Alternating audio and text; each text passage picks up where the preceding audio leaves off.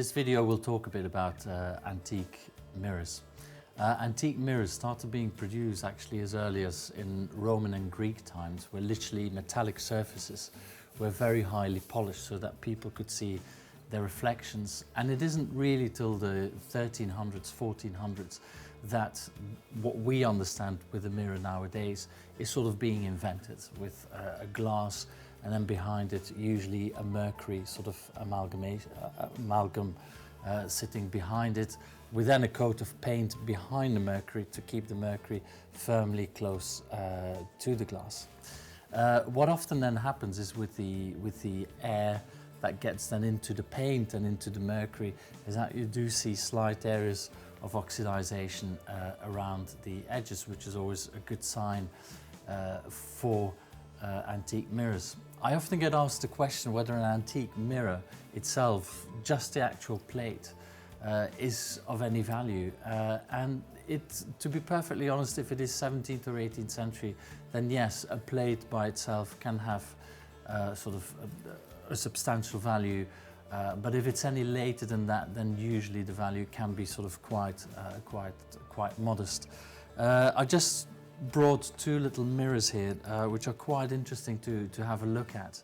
So an easy way to test to see if a mirror is antique or not is to basically just take a pen and put the tip of your pen against the glass surface.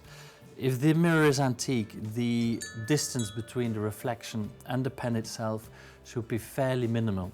The main reason being that the glass at the time would have been done very, very thinly, because glass was expensive, so the least glass they had to use, the better. When we do the same test on this 19th century mirror, we can actually see that there's much more of a distance between the tip of your pen and the actual reflective surface. This is just a very basic test, and it's not sort of 100% proof, but on the other hand, it can give you a very good indication. And just to talk briefly a bit further about these mirrors, these are called Sorcerer's mirrors. They were generally thought of to be invented in the 16th century and then produced throughout as late as the 19th century. They got a convex internal surface, which was for the light that would fall upon it to be reflected outwards and actually give more luminosity to the room and to the surroundings.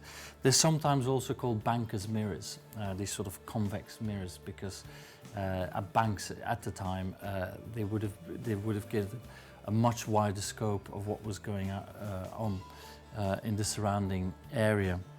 But they're generally thought of to be sorcerer's mirrors because they were thought of to hold magic sort of powers and magic qualities. I think they're quite fun, and especially to have the two together, a 17th century example and then its 19th century example counterpart with the inside engraving, and then the beautiful mahogany sort of back. I think it's lovely to actually see the two of them together and to see how the same idea has been used for 200-300 years, just in a very different in a different package.